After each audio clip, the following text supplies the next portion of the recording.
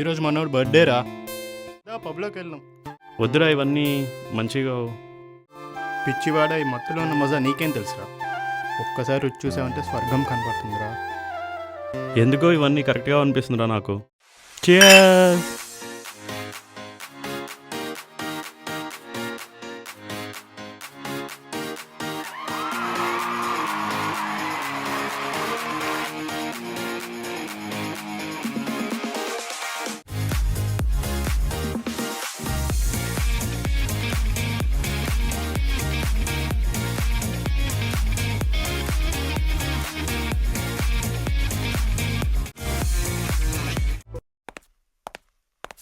నమస్తే అయ్యా.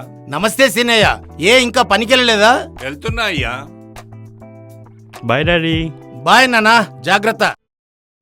I'm okay Lakshmi. Kiran, what happened?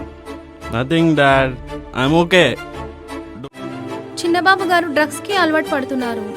నేను హాస్పిటల్ నుంచి వస్తుండగా అతను డ్రగ్స్ మత్తులో ఉండడం చూశాను.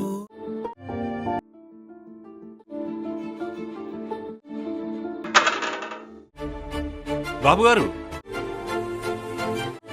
అమ్మా లక్ష్మి, హాస్పిటల్ తీసుకెళ్దామా? ఏం అక్కర్లేదు బాబుగారు. చిన్నబాబు గారు ఎక్కువ మోతాదులో డ్రగ్స్ తీసుకున్నారు. నేను డాక్టర్ గారికి ఫోన్ చేస్తాను. శశిభూషణ్ రావు గారు, బాబు డ్రగ్స్కు బాగా అలవాటు పడ్డాడు.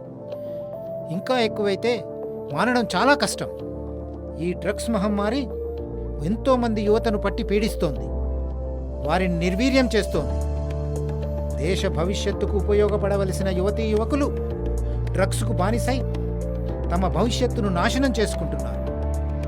మన దేశంలో దాదాపు 7,20,00,000 మంది డ్రగ్స్కు బానిసై నరక యాతన అనుభవిస్తున్నారు. ఇందులో నుంచి బయటపడడం ఎలా డాక్టర్ గారు? డ్రగ్స్ ఇంకా ఎక్కువ మోతాదులో వాడితే మనిషి నాడీ మండలాన్ని స్తంభింపచేసి మెదడు నాడులను నిర్వీర్యం చేసి చావు దెబ్బతీస్తుంది.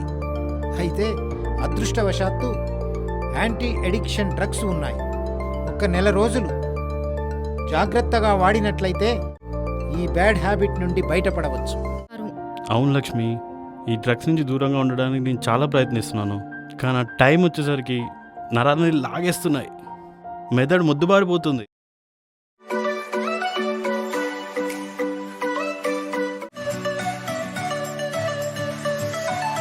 డాడీ, డ్రగ్స్ మత్తులో ఉన్న నన్ను లక్ష్మి ఎంతో బాగా చూసుకుంది, నన్ను మనిషిని చేసింది.